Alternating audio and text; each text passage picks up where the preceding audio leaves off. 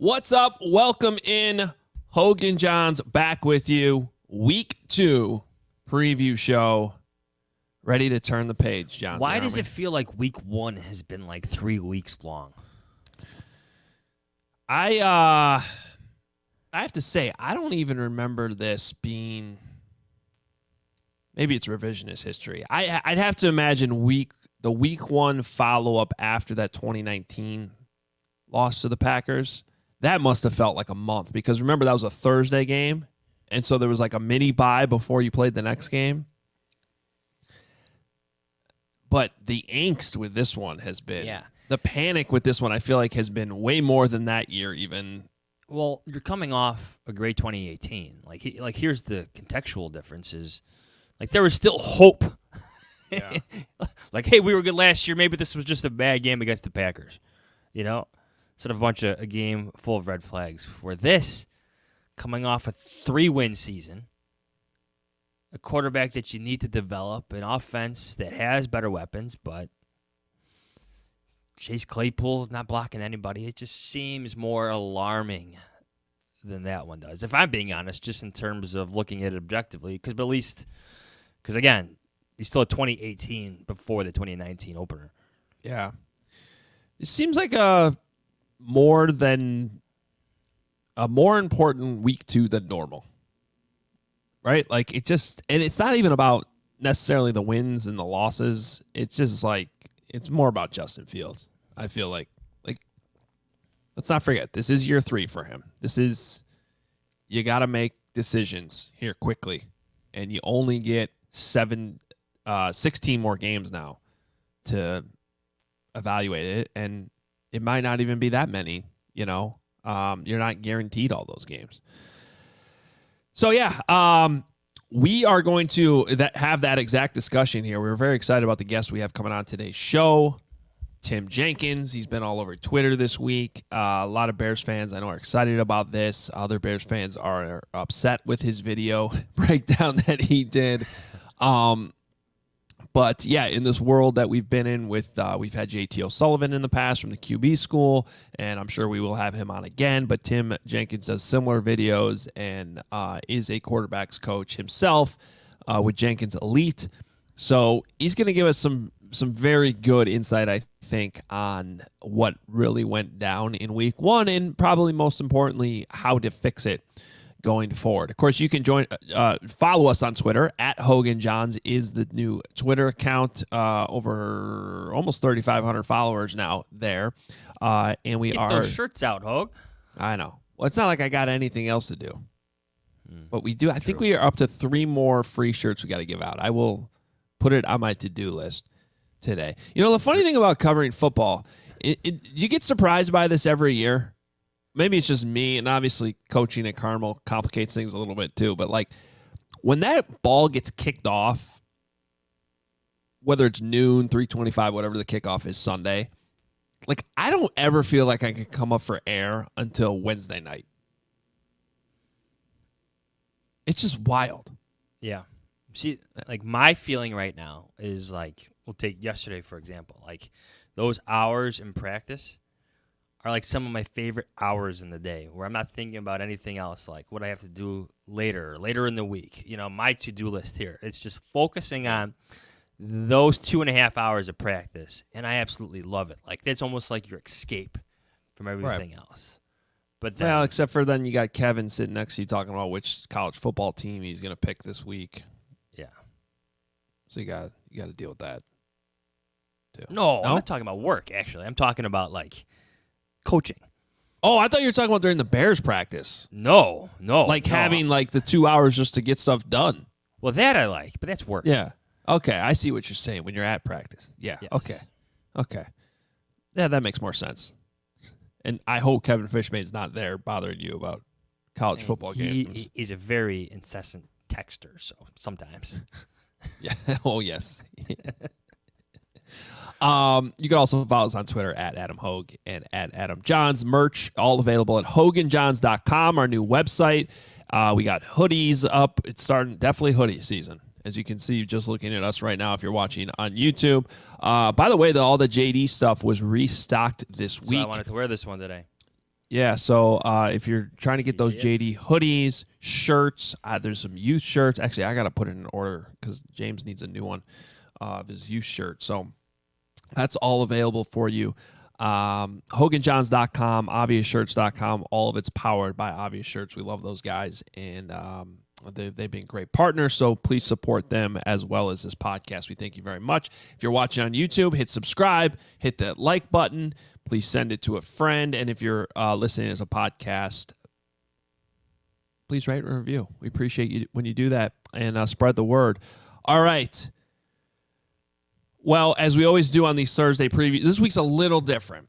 And I think it had to do with the fact that this just happens to be one of those weeks where it's Thursday morning and we're still kind of looking back at what happened Sunday. Yeah. It's usually not a good thing, but I think it's important to have some of these conversations. So trust me, we'll get into the Bucs here. We'll obviously break down this upcoming game for you.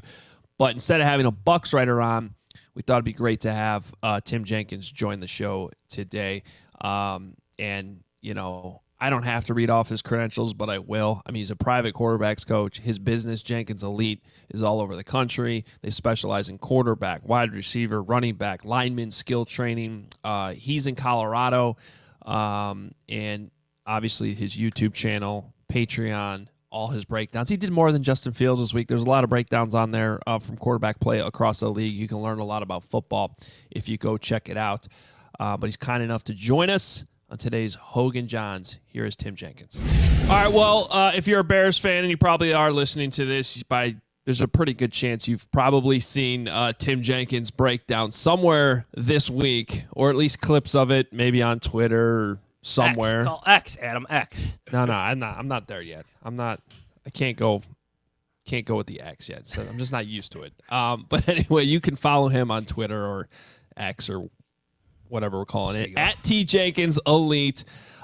Tim, thanks for jumping on with us. I know Bears fans will be really excited about us talking to you today, and I'm sure a lot of them have seen your breakdown. So thanks for taking the time. I appreciate you guys having me. Your guys' stuff is awesome, and everyone's always like, you know how it is when you kind of start to get into a new market, people are like, hey, here's the place you got to be. And your guys' podcast is always something that everybody's talking about. So I'm pumped up to be here. We usually have a lot of different quarterbacks to talk about. Yeah. we've been doing this quarterback thing now for a while. Yeah, there's no doubt. There's and everyone's calm right now. Fields and week one was great on Chicago. Everyone's real calm right now. So I actually want to start with you where you ended your video, which was the question on if it's time to panic in Chicago. And it's always an interesting question after week one, right? Because we've all been around this league long enough that we understand that basically everyone's overreacting in some way after the first game. But, man, you go through the film just like you did in your video. I mean, it's kind of a different level of concern, I feel like, than maybe in most markets or on most teams with just, quite frankly, the level of bad. So where are you at on your own question there on if it's time to panic? Okay, here's what I think is particularly hard about the film is I feel like you guys watch enough football with across the league. Most of the time you can walk away and you go, okay, hey, if we just fix this call on third down, or hey, if we just fix this, we had a missed assignment here, which ended up costing us the game because it was a critical situation. All of a sudden we're winning.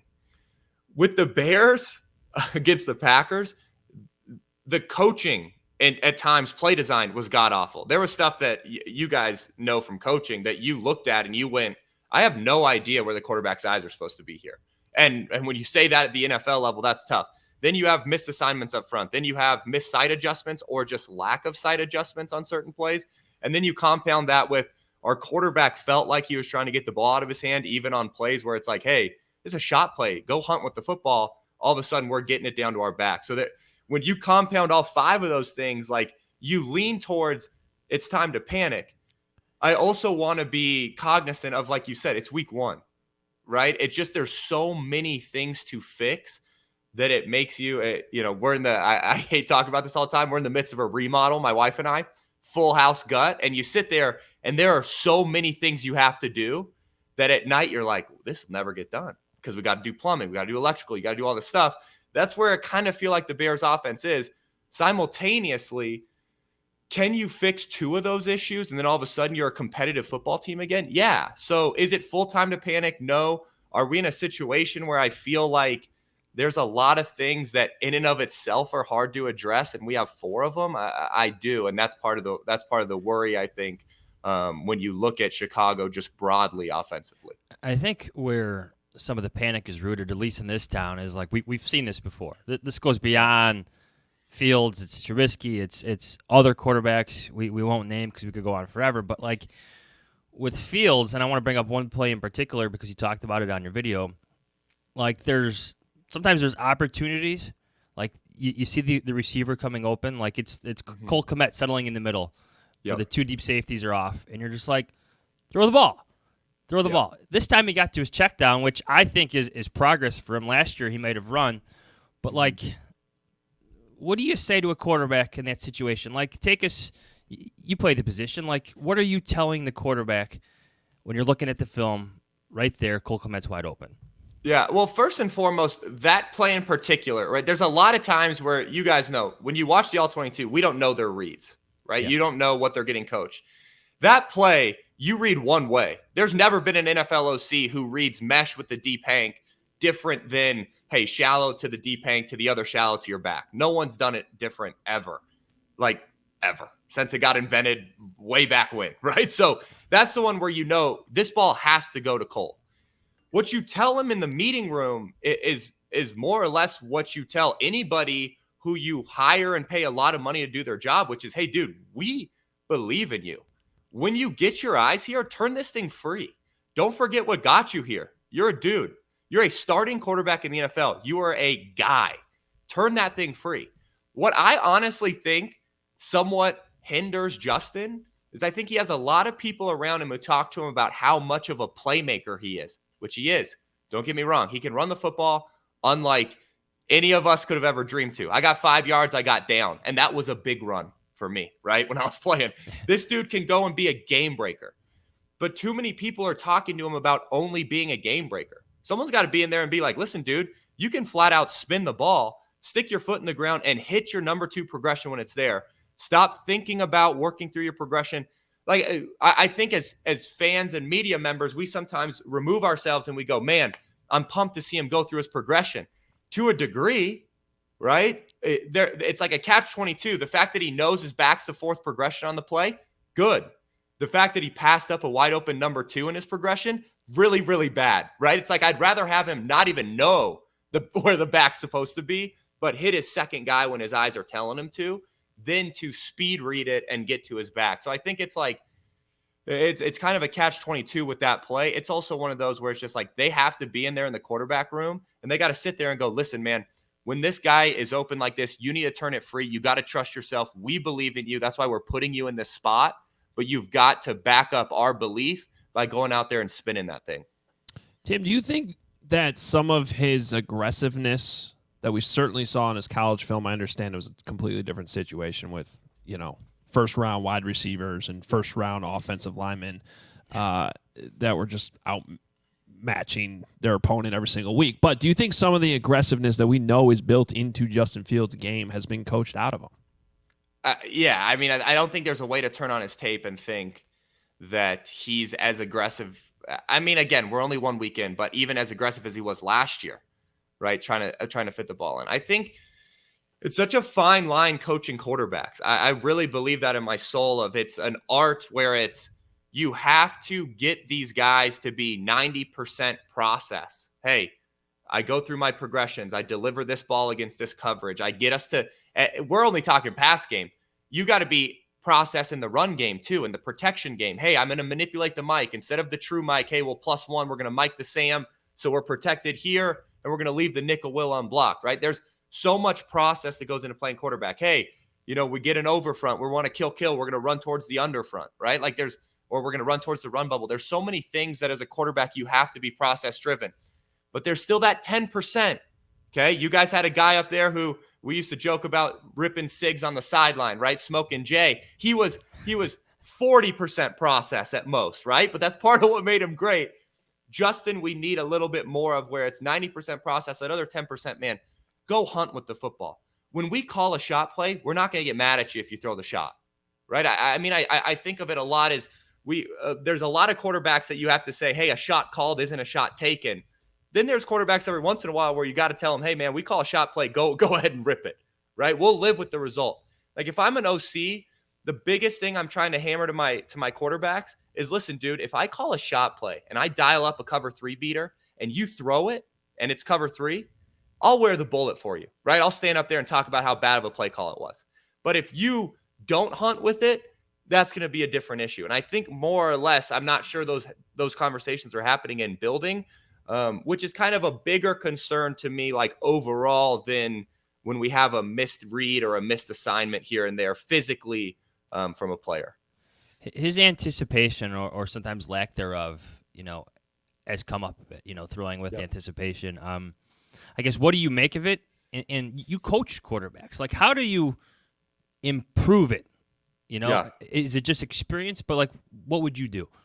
I mean, from a very nuts and bolts perspective, it's your eyes leading you, right? Like, throwing with anticipation is, to me, it's about having my eyes in the right spot. Because if I can get my eyes to my number 2 progression while my number 2 is still back turned, starting to sink his hips, hey, I'm going to be able to throw this thing on time. If all of a sudden I hang on 1 a little too long, and by the time I reset, 2 his chest is to me and that backside safety's driving, hey, maybe I get off him when really that ball should have been on him. So I think a lot of that from a nuts and bolts perspective is I think his eyes are a little slow, to be honest, through his progression. How much of it, like, can you coach in season? Like, that's the work that I mean, in all reality, that's the work Justin should have been doing on his own this offseason, and they should have nipped in the butt in OTAs, right? If we're being honest. Now, week 1, it's a little late to start to address it. You can hammer it. You can rep it a ton. But, like, I do think it's fixable. I think it's one of those things, though, that it takes the right staff. Like, there's such a difference between you guys know this from coaching. There's guys who can teach scheme, and then there's guys who can teach how to actually play in scheme. Right? It's like the paper football version where everyone's open and the whiteboard looks awesome, and the real football version of, hey, I've actually been under center, or hey, I've seen this guy do it this way, this guy do it this way, to where you can coach him to anticipate, hey, this probably ain't going to be there. Still put your eyes there to alert it, but then let's go ahead and reset a little bit faster to that deep hang. No, it's funny you bring that up. We were watching Kevin Fishbane, my colleague at The Athletic, and I, we were going through the Bears defense, the all-22 of them, and we're looking at Tremaine Edmonds at one play where he seems to jump. I'm trying to visualize the play again. Jump something kind of underneath, crossing him.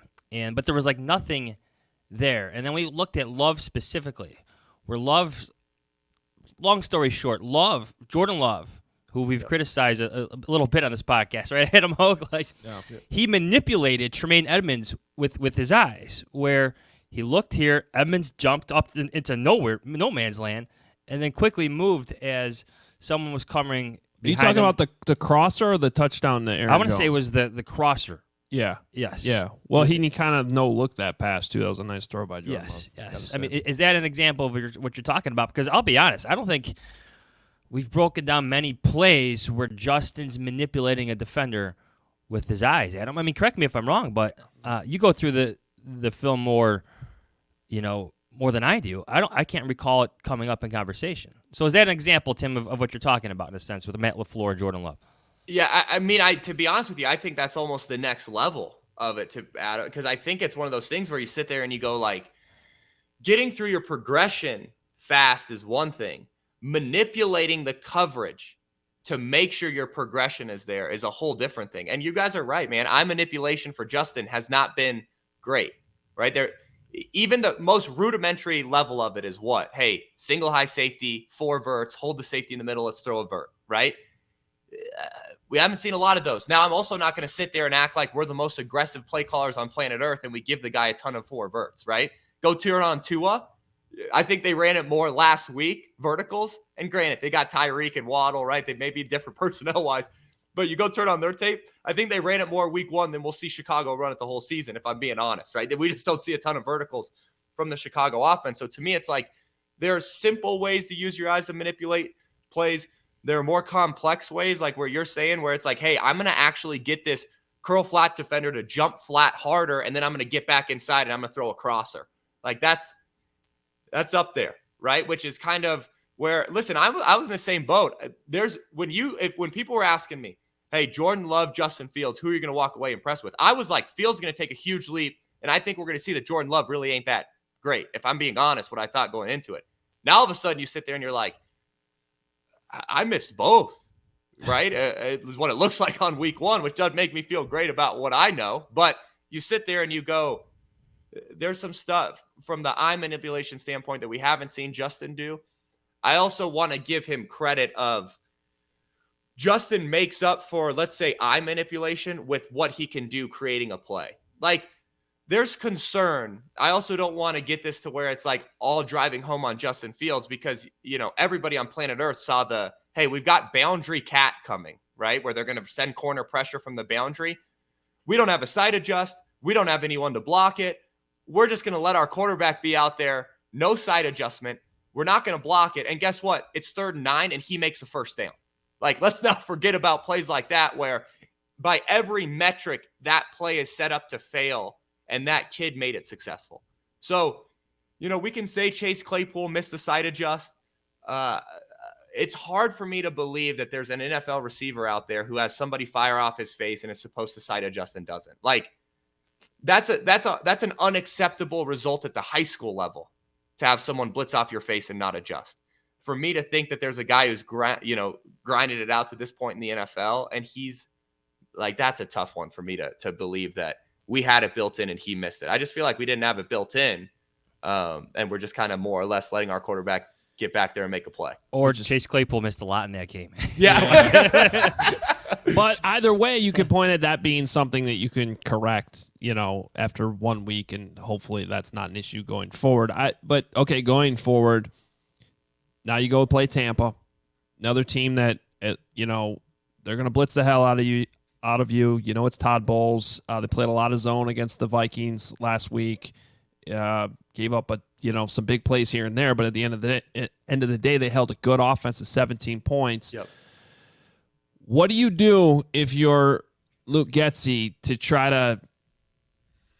Certainly, you got to do better than you did in week one. I mean, what do you change to really get more out of your talented quarterback that you just brought up? Can make things happen when nothing's there. If I'm being honest, I think we sit there and we say, okay, if a quarterback's struggling with his progressions, usually there's too much going on for him. So the first thing you do is you pare it down. And then how do you win in the NFL paring something down, right? Like, that's the big question. You play with tempo. Everybody knows if I'm going to play simple, I got to play fast, right? To me, you hit them with tempo, it's going to somewhat restrict them personnel-wise. It's going to somewhat restrict them complexity of coverage, complexity of blitz pressure-wise.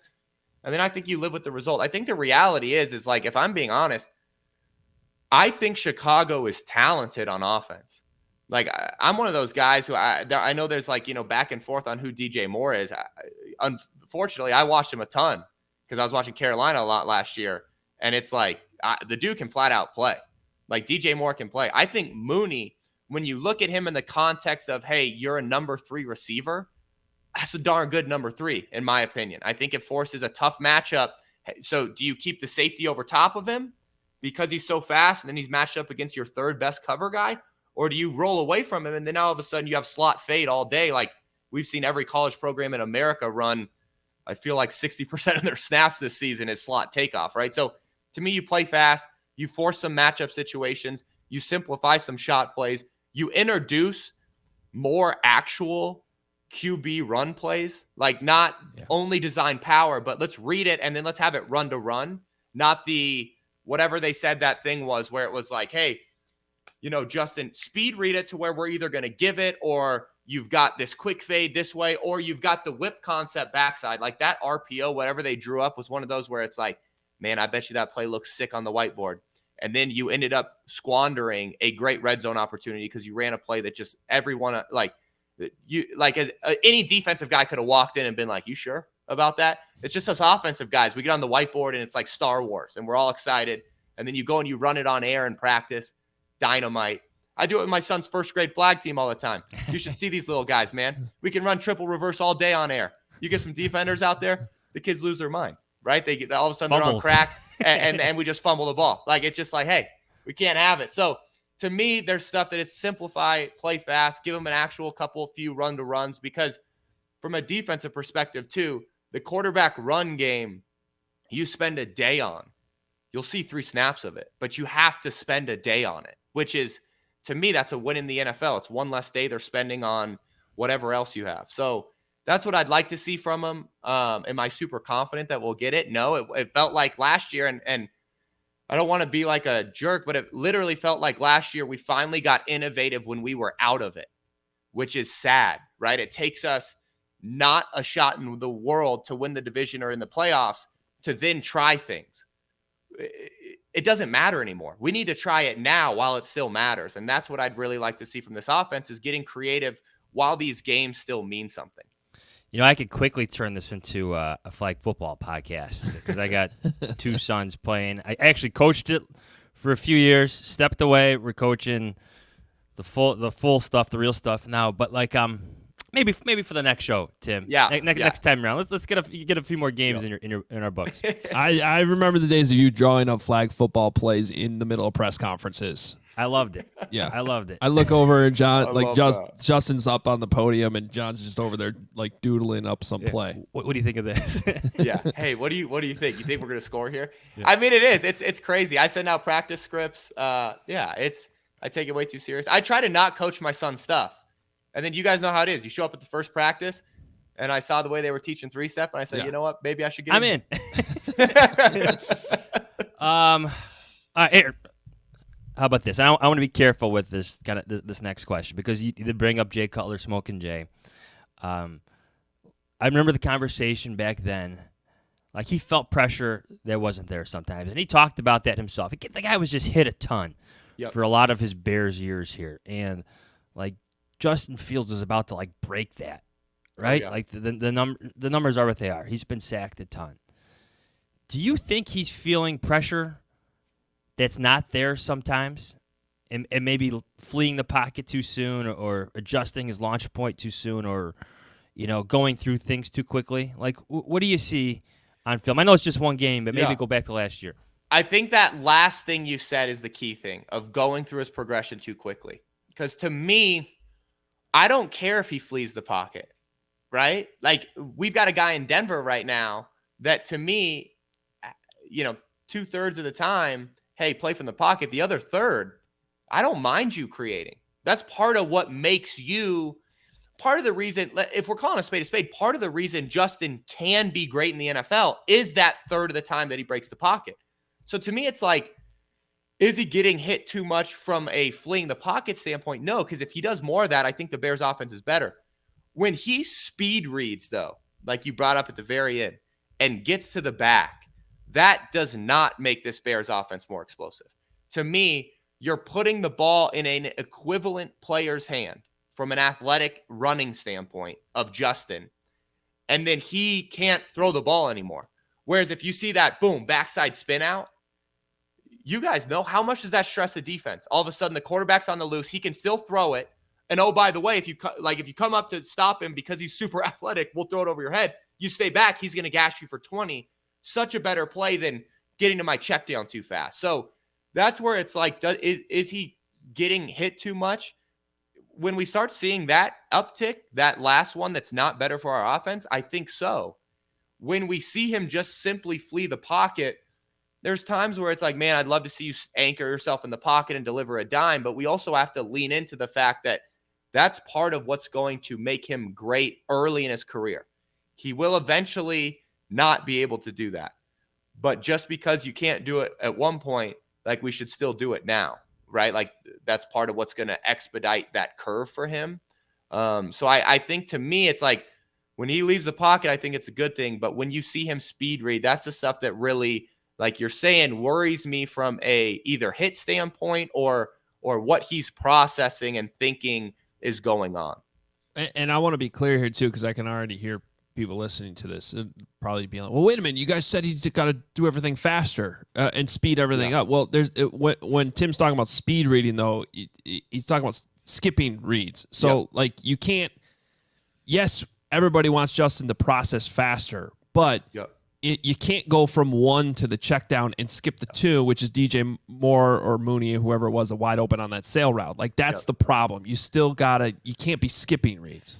Yep, and you can't, and like you're saying, to your point, you can't skip them for no reason, right? If you take the shallow because you feel all 7 defenders sink, that's one version of speed reading that you sit there as a coach, you go, great job. Yeah. When we skip a progression for what feels like no reason from a pocket standpoint and a coverage, that's when you sit there and you go, hey man, we can't have this. So you're dead on. We want them to process the info faster. But that doesn't mean getting to your 4th progression. A lot of the greats would even tell you, man, hey, if I'm doing my job under center, I'm not in my 4th progression, right? Because I eliminated 1 or 2 based on coverage, and now I'm reading 3, 4. And Justin, it's like the play specific that we're all talking about is, hey, it's a 2nd progression, and there was nothing coverage-wise to eliminate 1, 2, 3, and we get to 4. And that's the issue. Can we talk a bit about Jenkins leading? Just I want to just like ask you about like your principles and coaching philosophies, because I feel like there is such a boom. Like, so my sons are in a flag football program, Tim, that has 1,400 kids in it. Yeah. In the 3rd and 4th grade level that my second son is in, there are 34 teams of at least 14 kids on each team. It's like it's insane. Yeah. A lot of football coaches. I'm just curious, like, we could talk coaching philosophies all day, because we love it. Adam and I both love it. We both do it for a reason. Like, what are your core beliefs? Like, what do you stand upon? What do you think is wrong with quarterback coaching out there in another way? Yeah, I mean, so to be honest, our core mission statement is you treat every kid like it's your own kid, right? Because that then leads you to what? Being honest with a parent, right? Where, hey, this kid can't play. Because that, to me, like our industry, part of why we've grown is because I loved being coached. And so for me, that really the issues that I see is the high school, college level, right? Because NFL level, these guys are all their own business. They're going to come train with you, and the coach ain't going to say anything because it's like you both mind your own lane. The high school, college level is a little bit more protective of their athletes, and rightfully so, because they've gotten burned by guys who, like me, were like, hey, I played. And then they get them and they say, you're reading shallow all wrong. And it's like, how would you know? You don't coach their guys. Maybe they need to read it basic to the shallow instead of shallow to basic, because guess what? Their slot receiver runs a 5.6, right? Like, hey, there's different coaches that have to coach different stuff. It's not because they want to. It's because they're personnel. So listen, we grew so fast because I like to be coached. We don't step on the coach's toes. And then we're just honest with our parents, right? We now have 10 locations across the country. I wish our coaches were better sales guys sometimes. But I see a lot of evals come over my desk that they're like, hey, man, if you spend money with us, it's like probably not a great return on investment. Now, there's a lot of parents that still decide we want him in structure. We want him to work hard at something, and it's worth it to them. But the important thing is to be honest with people. So, yeah, I think that's why we've grown. I think, to be honest, my bigger concern right now in the football landscape is more the 7-on-7 side of the high school game, because there are some programs that do a really good job with it. There's a lot, though, where we're starting to see like the AAU effect of my big fear is that one day Friday night doesn't matter. And that's like what we can never allow football to get to, because I think that running out on Friday night in front of your classmates and like seeing them, on Monday in English after a big win, there's nothing like it. And what we can't do is let it be to where like the club is where you get recruited, like where we've seen with soccer or basketball.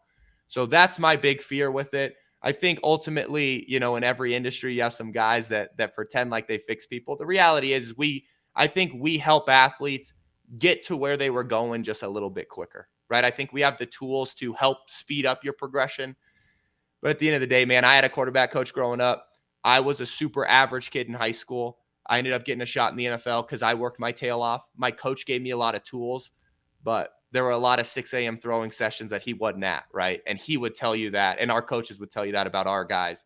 But we just hope to get those guys there a little bit faster, and then hopefully help them avoid some pitfalls that we all face. And a lot of that, you guys know from coaching, is coaching them on what to do off the field, right? The reality is there's a lot of young players that careers have gotten derailed because they were just hanging around the wrong people. And sometimes if you have a guy who played at a high level telling your son that, it means a little bit more than dad, unfortunately.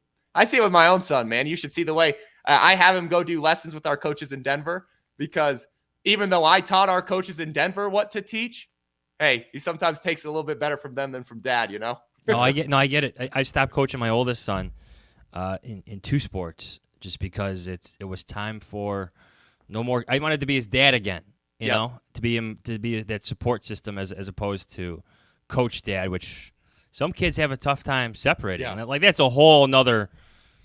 And we could probably go for an hour and a half. That's on another Coach Dad dilemma. podcast. Well, I want to make sure our listeners know, too, that to check out, if you didn't see the breakdown, go check it out. It's on Tim's YouTube channel.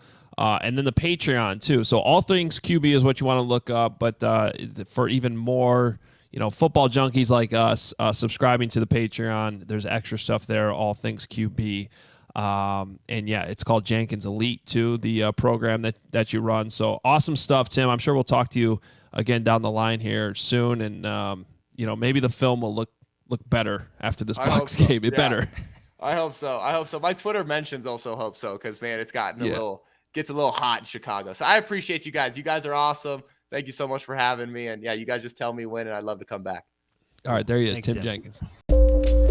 Hey, Hoge Jahns would not be what it is without our producer, Kent Garrison. Shout out to Kent, always working tirelessly behind the scenes, enabling this podcast to be what it is. And when every person, moment, and penny counts in your business, you can't afford to take any of them for granted. Stamps.com gets it because for the last 25 years, they've been helping businesses like yours save time and money. So you can focus on your business knowing Stamps.com has all your postage needs covered with premium discounts and great rates. Stamps.com is a post office in your office. With Stamps.com, all you need is a computer and a printer. They even send you a free scale, so you'll have everything you need to get started. And if you need package pickup, you can easily schedule it through your Stamps.com dashboard. Running a business isn't cheap, especially when it comes to fulfilling orders for your customers. Luckily, Stamps.com has huge carrier discounts up to 84% off USPS and UPS rates. For 25 years, Stamps.com has been indispensable for over 1 million businesses. Set your business up for success when you get started with Stamps.com today. Sign up with promo code ADAMS for a special offer that includes a 4-week trial plus free postage and a free digital scale. No long-term commitments or contracts. Just go to Stamps.com, click the microphone at the top of the page, and enter code ADAMS. We all have busy lives these days. You can't afford to waste a day stuck on the couch because of a few drinks the night before. Z-Biotics is the answer we've all been looking for. Z-Biotics Pre-Alcohol Probiotics, the world's first genetically engineered probiotic. It was invented by PhD scientists to tackle rough mornings after drinking. Here's how it works. When you drink, alcohol gets converted into a toxic byproduct in the gut. It's this byproduct, not dehydration, that's to blame for your rough next day. Z-Biotics produces an enzyme to break this byproduct down. It's designed to work like your liver, but in your gut, where you need it the most. Just remember to drink Z-Biotics before drinking alcohol, drink responsibly, and get a good night's sleep to feel your best tomorrow. Every time I have Z-Biotics before drinking, it makes such a difference the next day. Even after drinks the night before, I know I'll be able to move on to the next day's task with no setbacks, like covering the Bears. Give Z-Biotics a try for yourself. Go to zbiotics.com/Adams. Get 15% off your first order when you use Adam at checkout. Z-Biotics is back with a 100% money back guarantee, so if you're unsatisfied for any reason, they'll refund your money, no questions asked. Remember to head to zbiotics.com/Adam and use the code ADAM at checkout for 15% off. Thank you for Z-Biotics for sponsoring this episode. Are you struggling to close deals? Cold outreach is wasting the time of both the buyer and the seller at every stage, especially when sellers are using shallow and outdated data. Your organization can overcome these challenges with technology that translates comprehensive, high-quality buyer data into real-time insights. These deeper insights empower sales reps and teams to adopt the habits of top performers, which leads to better outcomes like more pipeline, higher win rates, and larger deals. We call this deep sales, and we've built the first deep sales platform with the next generation of LinkedIn Sales Navigator. Right now, you can try LinkedIn Sales Navigator and get a 60-day free trial at linkedin.com/Hoge. That's linkedin.com/HOGE for a 60-day free trial. Let LinkedIn Sales Navigator help you sell like a superstar today. Just go to linkedin.com/Hoge to get started. All right, Johns. Well, it's time to move on to week 2. 3 big questions. I'm trying to get better. You put like a question mark at the end of it. Three big questions? 3 big questions? 3 small questions? All right, what's number 1? Burgundy style. Number 1. Will DJ Moore have more than 2 catches in week 2, Adam Hoge? He better. And if he doesn't, I think I'm just going to give up on the season. I think I'm just going to pack it up. Week 2? Yeah, I think I'm just going to pack it up and not even do this. Because, like, what did we do the whole offseason? What was the point of that trade? What was the point of all those training camp practices, OTA practices even, where we're like, oh, this looks like Jay Cutler and Brandon Marshall. So if you're not even going to feed him the ball, I don't know what we're doing here. Are you telling me to feed him the ball so that training camp wasn't a waste of our time? That's right. What a waste of time training camp was, guys. Do you know how many times that gets referenced on CHGO, by the way, from commenters and super chats? I'm serious. Like, Good? Yeah. Is that a good thing or a bad thing? I'll take it as a good thing. I think it's a good thing for you. I don't think it's a good thing for the Bears. Yeah, that better not have been a waste of time. Throw him the damn ball. Also, use Chase Claypool properly. I'm not giving him a pass. That film's horrible. I'm not giving him a pass. But if you're just going to have him out there to block, then put Equanimous St. Brown in the lineup. If you're going to have Chase Claypool active on Sunday, throw him the ball too. Give him a chance to make a play. Use your personnel properly. In DJ Moore's case, just use them. I feel like that whole Chase Claypool conversation, like it's about coaching. Like, get him engaged in a game so when you need him in the screen game, like, he's ready to go. He's with you. He's not going to be an issue, which, we know his history at this point. Get him the ball, get him engaged, get him going, make him feel part of this offense. Again, we're not giving him a free pass, but this is how coaching works sometimes. Mark Carman had a great analogy on Monday, I thought, where he's like, it's the equivalent of a big man running the floor. If he's going to do it, you got to feed him the ball. You got to reward him for doing that, right? And that's how you get him engaged. If you got a big guy running the floor in basketball and you don't reward him for doing so, like, he's going to check out, or he's going to, he's going to get tired. And like, again, that's not giving Chase Claypool a pass. The tape's awful. Can't happen. I honestly wish Flus was a little bit harsher. He's clearly the Lovie Smith style of, like, I'm never going to call my players out publicly. But at some point, if you're going to preach all this hit stuff, like, there's got to be a level of accountability, too, with it. And I hope that that's happening behind the scenes. What % chance do you think there is that Claypool is inactive Sunday? I guess we'll have to see what he does in practice, right? Yeah. Like, I feel like that's still a fluid situation.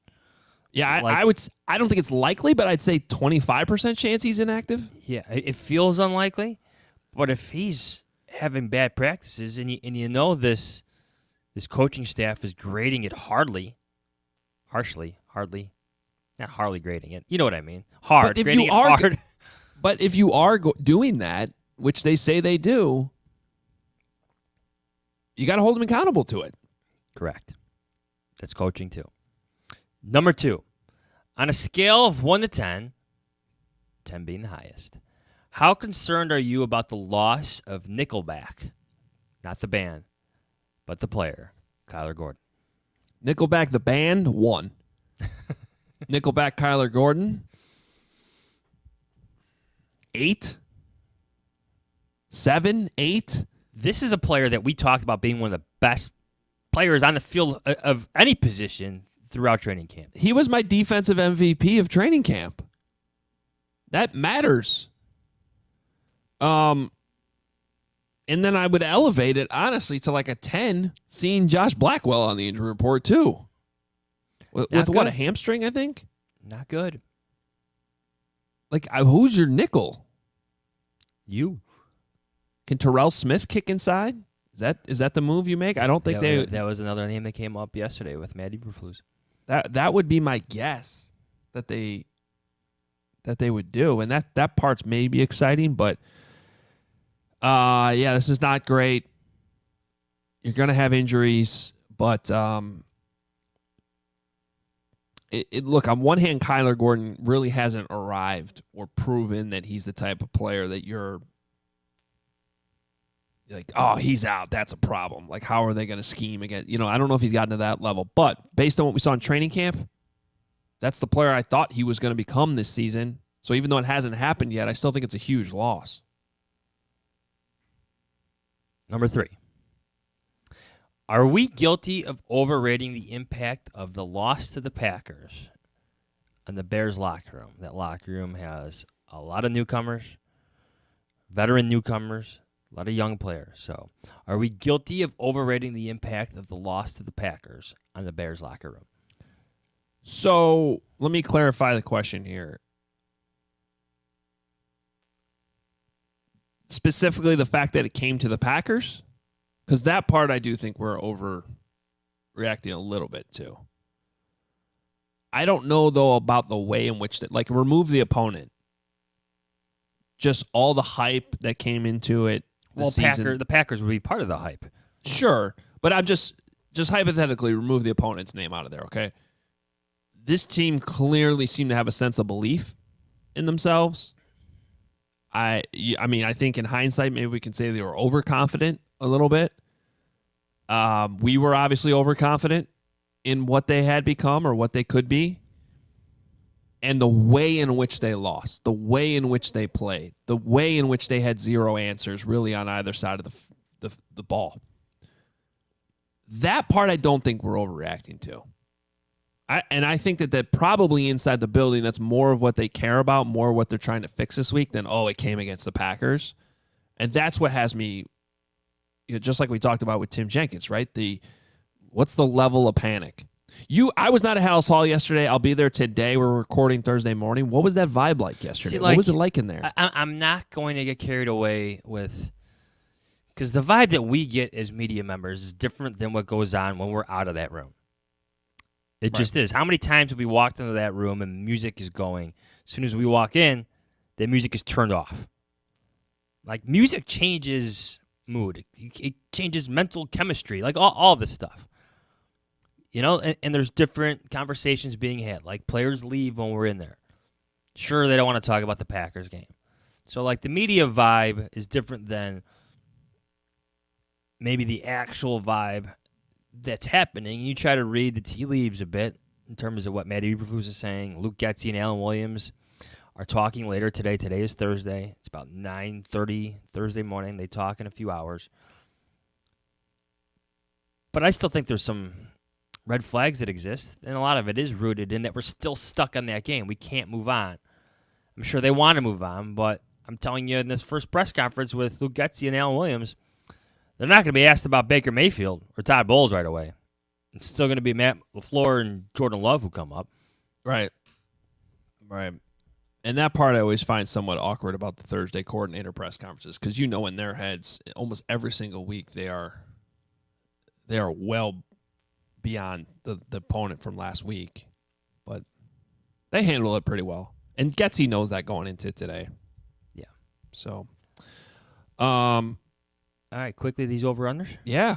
All right. This is from Quinn McConkey on Twitter. Over-under on screens. Let's count all screens. Wide receiver screens. We obviously saw a lot. We actually got a few on Twitter on this topic. Quinn has this set at 7.5. So I'm going to go under. Part of that's correcting the last week. But at the same time, I never counted the amount of screens. I bet you if you actually counted them up, though, I bet you it was actually under last week. I agree. Like, it was probably only 5 or 6 or maybe even 7. Again, I'd have to go back and check, but, like, it just seemed like a lot. In my experience covering this team, like, sometimes those screens just come at, like, big moments. Right. And that inflates the number in your head of how many times I actually ran it. So when you go back and actually count it, like, I've done this in games before, like going back to the Trubisky years and even the Cutler years, and it's always less than you think it is. Right. You know, you run in 55 offensive plays, you might have 4 or 5 wide receiver screens. Well, and not every horizontal throw is a screen. And not every play that requires some perimeter blocking is a screen. So there might have been over 7.5 plays where, like, the play got busted because a wide receiver didn't or a tight end didn't make their block. But, like, off the top of my head, obviously the screen they ran to start the game, the one they tried to throw to Claypool that got tipped and he didn't catch, the weird one where they had the tight ends and the fullback out to the left and Tanyan missed the block. But that's only 3 right there, right? That Tanyan block doesn't get mentioned enough. If we're going to rip Claypool, Yeah, that was bad. That Tanyan one was bad. Who It only was played horrible. 3 or 4 snaps? Yep. There's a one where Komet missed his block, but I don't know if that was a screen or just a little swing pass.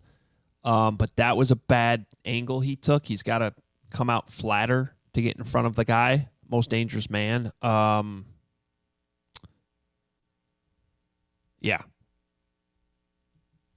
I think it's under, and it might have been under last week too. This is from Brandon. Over, under, and touches for Roshan Johnson. 10.5. Oh, I'll take the over on that one. Yeah. Yeah.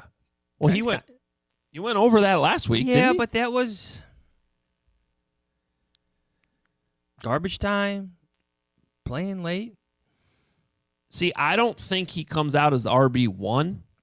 Herbert played okay last week, by the way. Like, he graded out well on my review of the film. Not as high as Roshan. But I think there's something to be said for getting Roshan more touches instead of Foreman at this point. Here's the other thing, Johns, you got to keep in mind. Who's your best blocking running back? Roshan Johnson. You're playing a team this week that blitzes. They had like You're playing a team where you're going to have to go 7 protection quite a bit. I feel like there's one play where Johnson's in the slot, right? There's a Deontay Foreman run, and they're both on the field together. Am I visualizing this correctly? Like, this play existed. You sure it didn't exist in your flag football notebook? No, this is Okay. real. I don't have a flag football notebook anymore. Full 11 guys now. Okay. Um, I'm going to go over. You're going under? I'm 9 to 10. I still think, like, if the Bears are ahead of the chains and the game is tight, you'll see more touches for Herbert. Probably not. Probably not. This is from Federalist. Claypool loafs. Over under 17.5. Okay. Obviously, there's some humor in this. But yeah, just to further the Chase Claypool conversation, like, there better not be a single loaf on the screen. If he on the plays. tape. If he plays. I think he will play. But I'm guessing you're going to see a different Chase Claypool if he plays against the Bucs. Oh, man. All right. Last one. From Doomshrek. NFC Central mentions. Yeah. Over under half. See, I don't remember from past Bears Bucks games if that is a thing that gets mentioned. Usually in the past, so I've been in the press box, not watching the TV copy, so I don't know. Yeah, let us know. I love it. I hope there's one. There should be. But I feel like this is so far removed from the Bucs being in the NFC Central that what percentage of the population even remembers that? I mean, there are definitely... Our generation does. Right, but there are young listeners of this podcast that are like, what are you even talking about? So the Tampa Bay Buccaneers used to be part of the Bears division. Yeah. Used to be a 5-team division with the Bucs being the 5th team, and it was the NFC Central. And they were starting to become good. Remember, that's when they had Warren Sapp, Derek Brooks, John Lynch, Warwick Dunn, Mike Allstott. They had different quarterbacks, right? Brad Sean Johnson. King, Brad Johnson. They won the Super Bowl. They went from Tony Dungy to John Gruden. The memories. What year did that change? Mike Allstott. There's a local legend, Joliet Catholic's finest. My high school plays Joliet Catholic this weekend. How about that reference? Renamed as the NFC North in 2002. Yeah, so it's been 21 years. Okay. Every day there's something like that makes me feel old. Unbelievable. Okay. Well, let's get to our picks. We screwed up last week. And forgot this. Bold predictions. Shout out to those that sent me messages and tweets and called us out on it. I tried putting mine on Twitter, the old Cole Clement touchdown, and I won't go there this week. I'm not even sure. How does that count as bold when you said he would lead the team in touchdowns? Well, I gotta have that established, so when I remove the bold prediction, that's when the production comes. That's when he scores the touchdowns. Exactly. So stop doing that. It's not happening this week. Okay. All right, so here we go. Fox noon, back in the old normal Fox noon window. Bears at Bucs. The Bucs a 3-point favorite. Again, this was one time Bears favored by 1.5. First, here's my bold prediction. Mm-hmm. 3 sacks by the Bears defense. Oh, really? 3. 1, Okay. 2, 3. No. That is bold. If it was Mike Glennon at quarterback, maybe 4 or 5. Okay. Former Bucs quarterback, former Bears quarterback. I'm picking the Buccaneers in this just because, yes, the old pick the better quarterback thing applies here, but I want to see it. Like week 1 was so bad Wait, for to me. be clear, you're saying Justin Fields is the better quarterback. He should be. He should Okay, be. okay. I just want to make sure. It almost sounded like you were saying Baker Mayfield was the better quarterback. No, Justin Fields should be. Okay. I think he is. But after week 1, like I'm just stuck on the thought of how much it reminded me of games past. Maybe it's just the Packers thing. Maybe I'm overrating it. Maybe I'm stuck on it more than the Bears are. But in terms of my predictions, I want to see Justin Fields do it. I want to see him do it against the zone defense you're going to get from the Buccaneers. I want to see him do it against the blitzes you're going to get from Todd Bowles. They're going to come after him. It's going to be very similar to the Packers game. I want to see him beat it. Until then, I'm picking the Buccaneers by 3. I'm going to go 24-21. Yeah, what concerns me in this game is really that Bucs defense. Like it looked legit, and I think we already kind of knew that it was pretty good. So, is this the best get right game? I don't know, but I still like Tim Jenkins hinted at. Like I still like the pieces on this offense. Like I feel like the Bears should be able to do enough. So, the first thing is. DJ Moore, I have down as my bold prediction, has 8 catches in this game. Okay, that's my first. That's How many of those are at or around the line of scrimmage? well, maybe half of them. But I do think there's a couple downfield too. Maybe some one-on-one situations. You know, an underrated play in that entire game was the catch DJ Moore almost made on that 2-point conversion. I mean, because that was another awful play that didn't make any sense. And Justin just threw it up there as he's getting hit. And he was not open. And he pulled that thing down and got his feet down and unfortunately lost the ball as he hit some guy's camera on the sideline. That could not have felt good, by the way, landing on a camera. So here's what I'm doing here. I'm giving the Bears one more week. My reason for picking the Bears in this game has more to do with, and you're probably going to see a theme here as we go through these other games we pick. Week 1 overreaction, week 2 corrections. Okay, I think this is definitely one of those games that you should be circling on the NFL schedule this week as a correction game. Where everybody's overreacting to the Bears' loss, the way in which they lost. Everybody's overreacting to the Bucs and how they won. Okay, I don't think this Bucs offense is that great. Of course, the Bears defense needs to prove themselves too. I am definitely worried after the Bears' first game, but I am going to give Luke Getsy the benefit of the doubt for 1 week here that he can look in the mirror, look at last season and understand that those changes they made out of that mini bye need to be made now. Not 5 weeks from now. Now. And I think if they do that, you get Justin Fields moving the ball better. You get him playing with more swagger, which is the number one thing that kid needs to have success. And despite the heat, despite, and honestly, I don't even know what the weather is right now as we're doing this. Keep talking. I am going to have the Bears win. Not necessarily pretty, but you know what? I'm just going to flip your score. I'm going to say Bears 24, Bucs 21. Okay. So the current forecast I'm getting for Sunday is maybe rainy. 90, okay. Humidity 72%. Not a lot of wind, but precipitation estimate right now 60%. Scattered thunderstorms on Sunday. I think that can help. Steamy. Weird things happen in Tampa. To your point, in 2019, the Bears won 3 in a row after losing week 1 to the Packers. Wasn't great after that, but they won. Yeah. Oh, that's a good point. Anyway, who cares? All right, Bob. We start with Thursday night.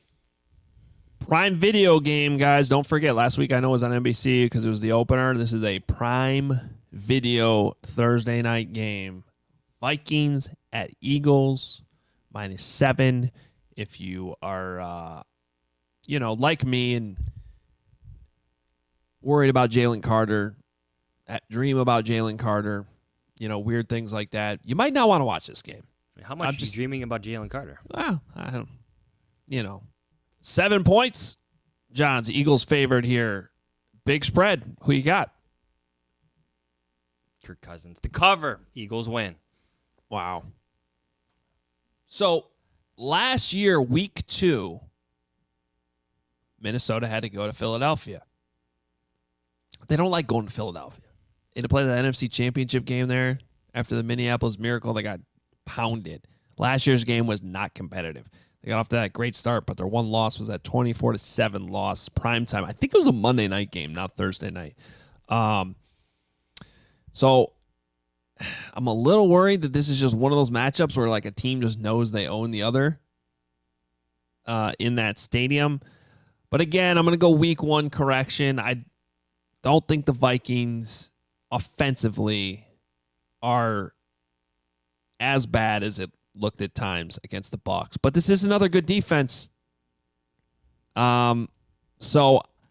I don't think it's pretty. I want to take the Vikings. Just too many points for me.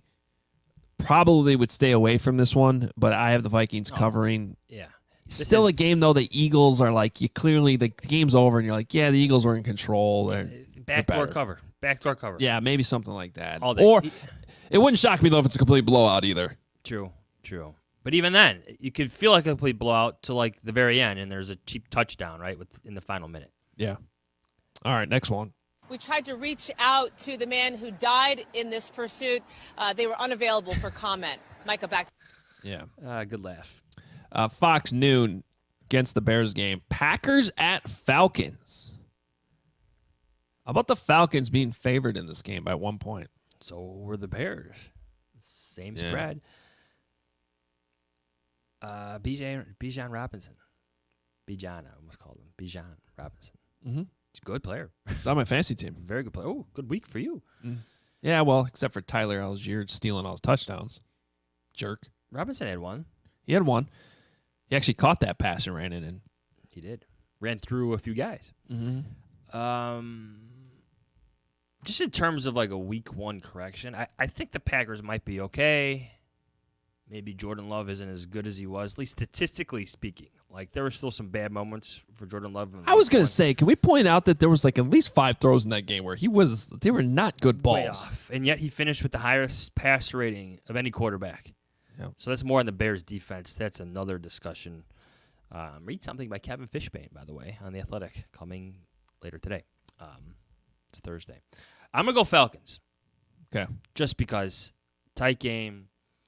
Falcons have a few playmakers. I think they know what they want to be. Arthur Smith, good play caller.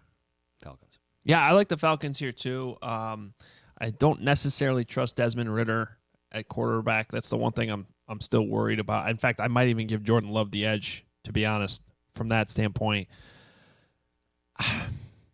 We'll learn more this week. Part of the reason why I'm excited to watch the Vikings and Eagles tonight is because I think how the Vikings play will give us a better idea of really what the Bucs are from that first game, right? Like, this is where you learn a little bit more about these teams. I don't think the Packers are as good as they showed against the Bears. But for the Bears' sake, they probably hope that they are because it looked that bad. I'm going to go with the Falcons here as well.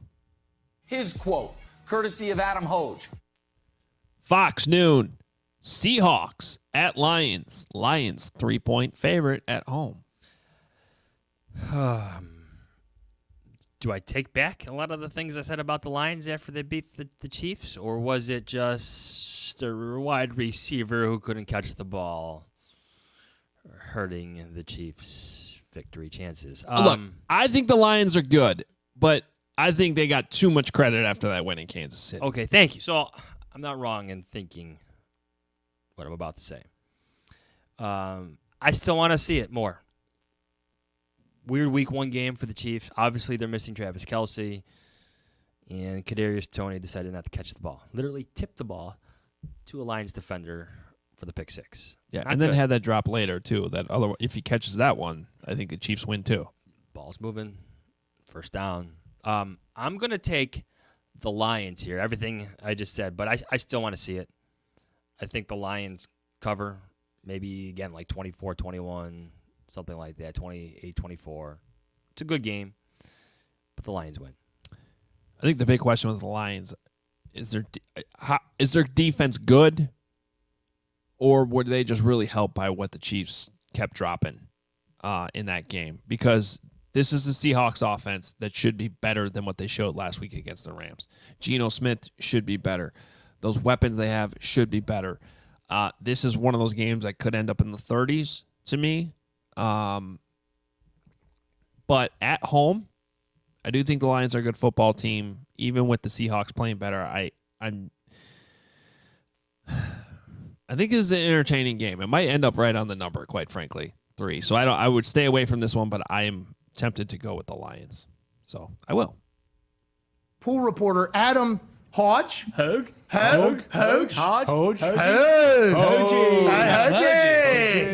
His interview with referee Tony Correnti. CBS noon, Chiefs at Jaguars. The Jags 2.5-point home dogs against Patrick Mahomes. The Chiefs have Travis Kelce back.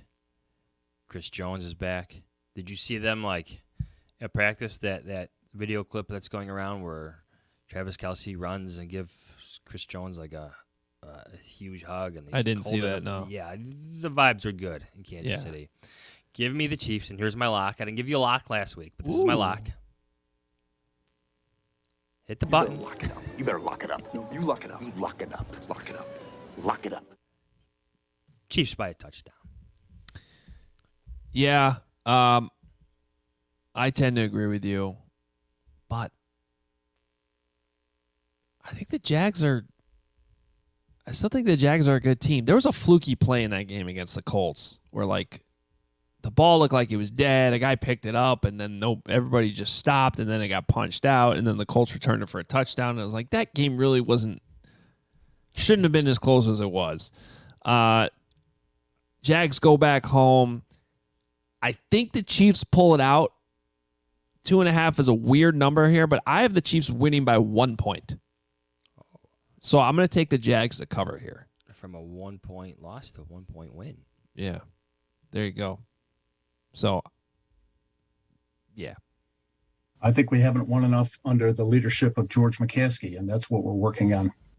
Fox 305, 49ers at Rams. I ignored the 2 Monday night games. I don't know. I like this matchup. Yeah, the Monday night games are weird. 49ers, Rams, always fun. Rams are 6-point dogs, despite their nice win over the Seahawks. Yeah. Yeah. The spread stuck out to me. I would take the Rams and the points.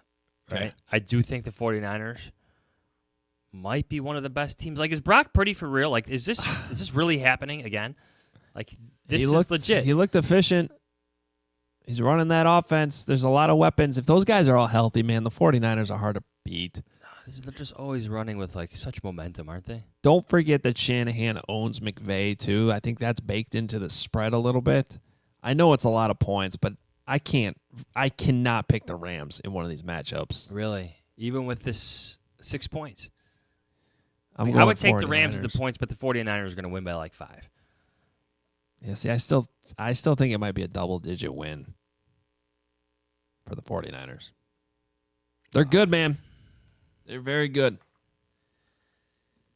Be a solid Super Bowl pick Nick right now. Bosa was like the 49ers highest rated defender. Yeah. And he did not do anything until he got his new contract. Just a special player. I know there's all that hype about Sam Darnold, right, in the preseason. When they traded Trey Lance, I looked at that differently. I had my doubts about Brock Purdy, but Shanahan must really like Brock Purdy. They must be very confident in Brock Purdy for them to just trade away the guy that they gave up 3 first-round picks for. What a fun story. Last pick in the draft. It's crazy. It shows a lot about an organization that they could withstand a trade that bad. They win. Winning Yeah. covers up like such conversations and such heat. Yep. The Bears need that for sure this week, without a doubt. It's been a fun pod. Thanks to Tim Jenkins for coming on. Bears Bucs in Tampa on Sunday. Johns will be there with all the coverage. I will not be there. Oh, yeah, you're not going on this one. I'll be in Kansas City. Kevin will be there. Follow at KFishBand. You can follow us at Hoge Jahns. We'll have some fun stuff on Sunday as well. Of course, CHGO will have you covered with a pregame show at 11, immediately following the game. CHGO probably for a couple hours, followed by Hoge Jahns. We will be live too. As soon as the CHGO postgame wraps up, we'll be live on this YouTube channel here on Hoge Jahns. And of course, you can always listen to it as a podcast as well. Follow us on Hoge Jahns, at Hoge Jahns on Twitter, X, whatever you want to call it, whatever Johns calls it. I don't know. Q. I don't know. Why is it X? Why did they just name it T? Why not just Twitter? Branding. Why not Musk? Anyway, that's enough. Anyway, it's for us, it's just at Hoge Jahns, wherever you want to follow us. And then HoganJahns.com. Check out the merch. Go buy it. We appreciate all the support. We'll talk to you on Sunday after the game. See ya.